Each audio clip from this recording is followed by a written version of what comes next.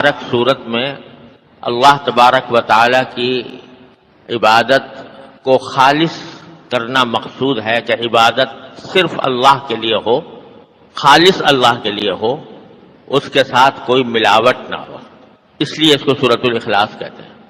اور اس کا شان نزول یہ ہے کہ جب اللہ تبارک و تعالی کے حکم سے نبی کریم سرور دو عالم صلی اللہ علیہ وسلم نے مکہ مکرمہ میں توحید کی دعوت کا آغاز کیا، آپ جانتے ہیں کہ اس وقت مکہ مکرمہ ہی کیا بلکہ پورے عرب میں بلکہ پوری دنیا میں بت پرستی کا بڑا زبردست رواج تھا۔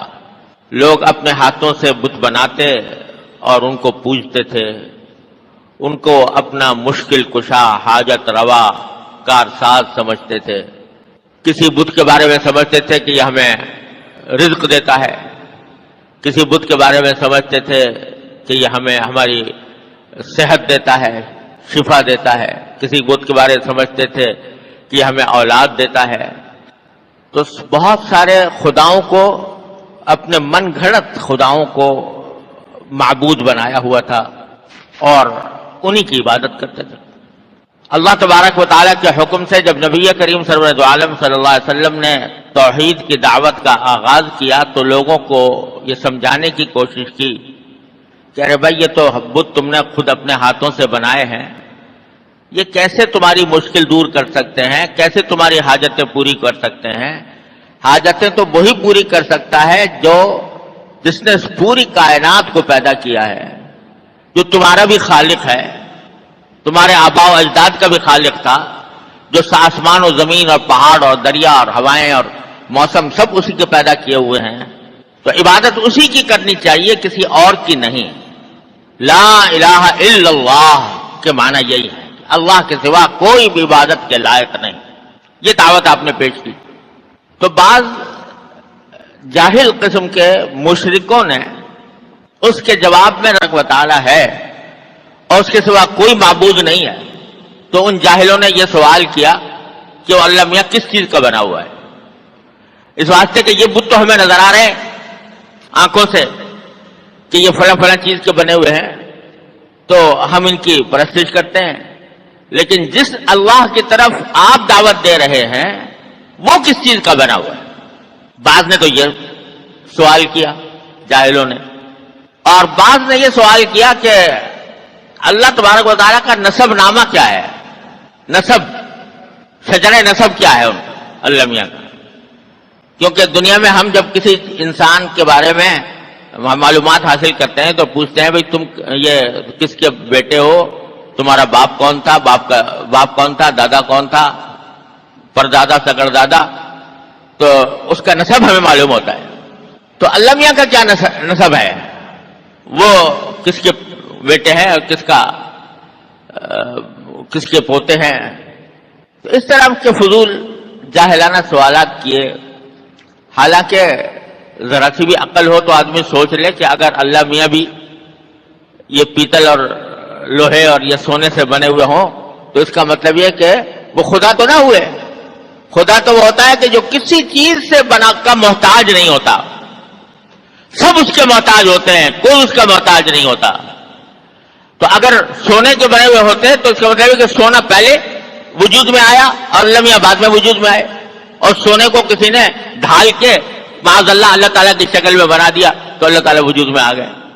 یہ معمولی سی سمجھ والا آدمی بھی سمجھ سکتا تھا، لیکن ایسے ہی فضول سوالات ان لوگوں نے کیے تو اس پر یہ سورہ اخلاص نازل ہوئی، جس میں بڑے ہی عجیب انداز میں اللہ تبارک و تعالیٰ کی صفات بیان فرمائی گئی ہو گئے۔ تو اس پر نبی کریم صلی اللہ علیہ وسلم نے اس سورہ اخلاص کی تلاوت فرمائی اور فرمایا کہ یہ سورت جو ہے یہ 1/3 قرآن کے برابر ہے۔ اس لیے اس سے فقہاء کرام نے یہ مستنبط کیا کہ اگر کوئی شخص سورہ اخلاص کی تلاوت کر لے تو اتنا ثواب ہے جتنا 1/3 قرآن کی تلاوت کرنے کا ثواب ہوتا ہے۔ اور اس کا مطلب یہ ہوا کہ 3 مرتبہ اگر سورہ اخلاص کی تلاوت کر لے تو گویا پورے قرآن کی تلاوت کر لی۔ اس لیے آپ نے دیکھا ہوگا کہ جب ایصال ثواب کسی کو کیا جاتا ہے جب آپ نے بھی سنا ہوگا کہ کسی کی قبر پر جا کر اس کو سلام عرض کیا جاتا ہے، اور سلام کرنے کے بعد پھر عام طور سے یہ مشورہ دیا جاتا ہے کہ بھئی 3 مرتبہ قل اللہ احد پڑھ کے اس کو ثواب پہنچا دو۔ تو ویسے تو کوئی بھی سورت پڑھ کے ثواب پہنچا دے، سورت بھی نہ پڑھے، ذکر کر لے، کوئی سبحان اللہ کہہ دے، اس کا ثواب پہنچا دے، ویسے ہی دعائے مغفرت کر دے، سب کچھ جائز ہے، کوئی خاص طریقہ متعین نہیں ہے شریعت کے اعتبار سے۔ کسی کی قبر پر جا کر کچھ پڑھنے کا کوئی خاص طریقہ شریعت نے متعین نہیں کیا۔ یہ ضرور کہا ہے بھائی جب جاؤ تو قبر والے کو سلام کر لو، السلام علیکم ورحمۃ اللہ، لیکن کوئی خاص ذکر پڑھنے کے لیے شریعت نے متعین نہیں کیا۔ لیکن بزرگوں نے یہ فرمایا کہ بھئی جب کچھ پڑھنا ہو تو بہتر یہ ہے کہ 3 مرتبہ قل اللہ احد پڑھ کر اس کا ثواب پہنچا دو، کیونکہ یہ تقریباً ایسا ہو جائے گا جیسے کہ پورا قرآن پڑھ کر ایک قرآن کا ثواب پہنچا دیا۔ تو اس لیے اس کی یہ فضیلت بھی بیان ہوئی ہے حدیث میں۔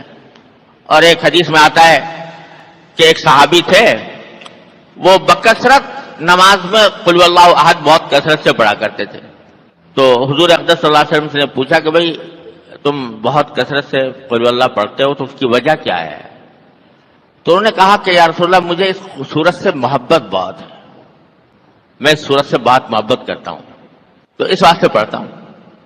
تو رسول کریم صلی اللہ علیہ وسلم فرمایا حبک ایہا ادخلک الجنہ، جو تم اس سورت سے محبت کرتے ہو تو اس محبت کی وجہ سے اللہ نے تمہیں جنت میں داخل کر دیا۔ تو اس واسطے اس سورت کی اس لحاظ سے بڑی عظیم فضیلت ہے۔ اور ایک حدیث میں آتا ہے کہ اگر کوئی شخص یہ سورت قل اللہ احد صبح شام پڑھا کرے تو اللہ تعالیٰ اس کے حاجتوں کے لیے کافی ہو جاتا ہے، یہ الفاظ بھی آئے ہیں۔ اور فرمایا کہ کسی بھی شخص کو رات کو سونے سے پہلے اس وقت تک نہیں سونا چاہیے۔ بات یہ ہے کہ اللہ تو ایک ہے، اور لفظ استعمال کیا احد۔ عربی زبان میں واحد بھی کہا جاتا ہے، واحد کے معنی بھی ایک کے ہوتے ہیں، اور احد کے معنی بھی ایک کے ہوتے ہیں، لیکن دونوں میں ایک فرق ہے۔ ہمارے پاس اردو میں ترجمہ کرنے کے لیے کوئی اور لفظ نہیں ہے، لہذا ہم واحد کا ترجمہ بھی ایک کرتے ہیں اور احد کا ترجمہ بھی ایک کرتے ہیں۔ لیکن عربی زبان بڑی وسیع زبان ہے، اس میں ہر لفظ کے کہا جاتا ہے کہ عربی زبان میں کوئی لفظ مرادف نہیں ہے، یعنی ایک ہم معنی لفظ کوئی نہیں، ہر لفظ میں کوئی نہ کوئی ایسی بات ہوتی ہے جو دوسرے لفظ میں موجود نہیں۔ تو احد بھی ترجمہ اگرچہ اس کا بھی ایک کیا جاتا ہے، لیکن دونوں میں فرق یہ ہے کہ جب واحد کہتے ہیں تو واحد کے معنی تو یہ واحد مقابلے میں ہوتا ہے اثنین ثلاثہ کے، یعنی ایک جو مقابلے میں ہے 2 کے اور 3 کے۔ تو اگر یہ کہا جائے کہ اللہ واحد ہے تو اس کے معنی یہ ہے کہ خدا 2 نہیں ہے، 3 نہیں ہے، 4 نہیں ہے، 5 نہیں ہے، ایک ہے۔ تو وہ ایک معنی میں ہے ایک سے زیادہ کی نفی کرنے کے لیے، ایک سے زیادہ کا احتمال ختم کرنے کے لیے واحد کا لفظ استعمال ہوتا ہے۔ کہتے ہیں اللہ ایک ہے، کیا معنی؟ واحد ہے اگر کہیں گے تو معنی کیا ہے کہ اللہ میاں 2 نہیں ہے، ایک ہی ہے۔ اور احد کہا جاتا ہے اس چیز کو جس کے اندر کوئی جز نہ ہو، جز ہی کوئی نہ ہو۔ مثلا ایک چیز ہے جو 10 چیزوں کی بنی ہوئی ہے تو ایک ہی، لیکن 10 چیزیں مل کر وہ ایک چیز بنی ہے۔ اب یہ کرسی ہے، مثلا یہ کرسی ایک ہے، جب پوچھو گے تو کیا کہیں گے کہ ایک ہے، لیکن یہ واحد تو ہے، احد نہیں ہے۔ کیوں نہیں ہے؟ اس واسطے کہ یہ بہت ساری چیزیں مل کر بنی ہے۔ لکڑی، پائے کی لکڑی الگ ہے، ہتھے کی لکڑی الگ ہے، پیچھے پشت کی لکڑی الگ ہے، اس میں وہ بھی لگا ہوا ہے، گدا بھی لگا ہوا ہے، اس میں کیلیں بھی لگی ہوئی ہے۔ تو یہ ہے تو واحد لیکن احد نہیں ہے، اس واسطے کہ اس کے بہت سارے اجزاء ہیں اور بہت سارے اجزاء سے مل کر یہ ایک کرسی بنی ہے۔ تو جب اردو میں ہم کہیں گے تو ایک ہی کہیں گے نا، لیکن عربی زبان میں ہم اس کو واحد تو کہہ سکتے ہیں لیکن احد نہیں کہہ سکتے۔ احد اس لیے نہیں کہہ سکتے کہ اس کے بہت سارے اجزاء ہیں۔ احد اس کو کہیں گے جس کا کوئی جز ہی نہیں سرے سے، وہ کسی چیز سے مل کر نہیں بنا، اس کے کوئی اجزائے ترکیبی نہیں ہے، اس کے کوئی انگریڈینٹ. تو میرے بچپن میں یاد ہے کہ جب پاکستان بننے والا تھا اور مسلمانوں کے اوپر ظلم و ستم کے پہاڑ توڑے جا رہے تھے، تو اس وقت ہمارے گھروں میں، ہر گھر میں آیت کریمہ کا ختم ہوتا تھا، اور آیت کریمہ کے ختم کے بعد دعا ہوتی تھی.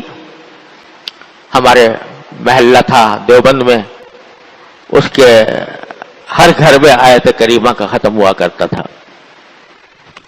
کہا جاتا ہے، بزرگوں کا تجربہ ہے کہ 1.25 لاکھ مرتبہ آیت کریمہ پڑھ لی جائے تو اللہ تعالیٰ آنے والی مصیبتوں کو ٹال دیتے ہیں. یہ تجربہ ہے. لیکن اس آیت کریمہ کی تھوڑی سی تفصیل سمجھانے کو دل چاہ رہا ہے. یہ آیت کریمہ کس سیاق میں، کس حالت میں نازل ہوئی تھی.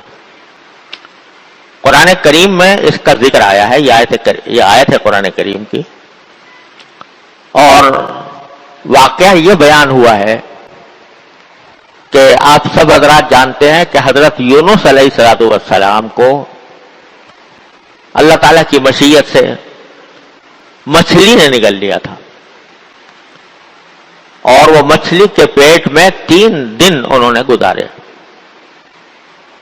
مچھلی کے پیٹ میں آپ اندازہ کریں کہ کوئی بڑی مچھلی ہوگی جیسی ویل مچھلی ہوتی ہے. اللہ تبارک و تعالیٰ کی طرف سے اپنے نیک بندوں کی آزمائشیں بھی ان کی شان کے مطابق ہوتی ہیں. تو یہ کوئی معمولی آزمائش نہیں تھی کہ سمندر کے اندر ڈال دیا گیا اور وہاں سے مچھلی نے نگل لیا. 3 دن اس میں رہے. اب آدمی اگر مچھلی کے پیٹ میں چلا جائے تو اس کا ایک ایک لمحہ قیامت ہوگا. ایک ایک لمحہ کے اوپر کیا گزرے گی اس کے اوپر.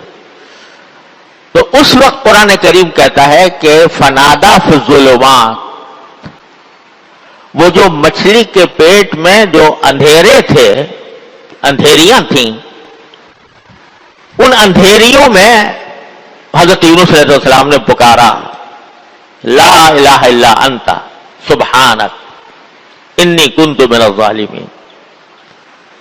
کیا مانا؟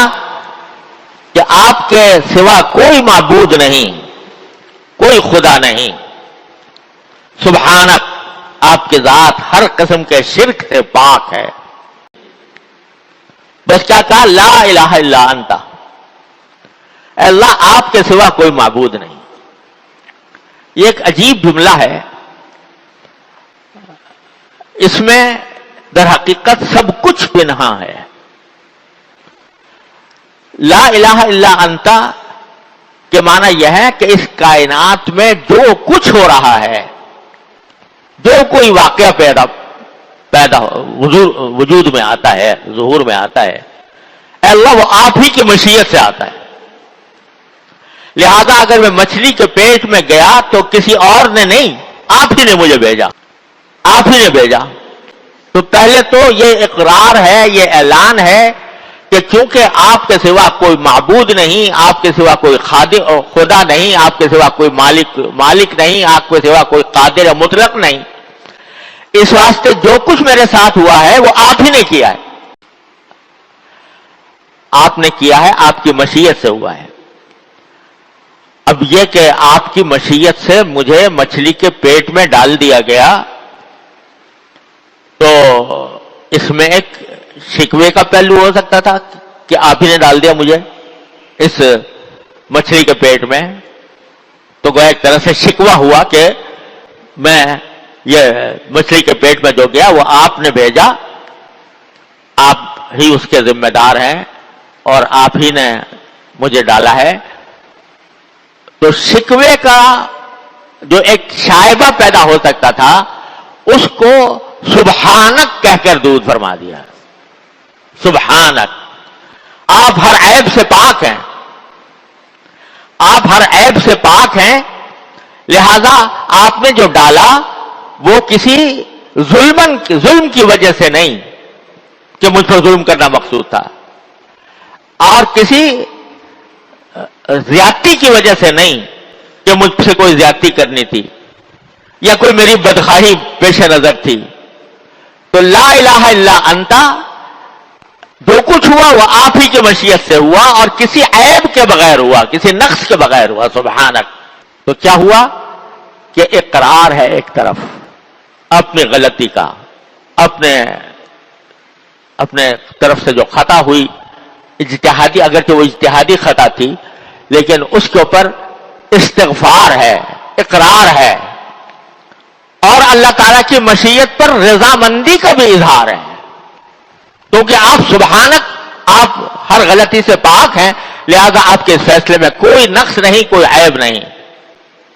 تو سارا کچھ کیا ہے؟ اللہ تعالیٰ کی قدرت کاملہ کا اعلان، اس کی مشیت پر، اس کے فیصلے پر رضامندی کہ آپ نے جو کچھ کیا وہ ٹھیک کیا، اس میں کوئی عیب نہیں، کوئی نقص نہیں. سبحانک. اور اپنی غلطی کا اعتراف کہ انی کنت من الظالمین.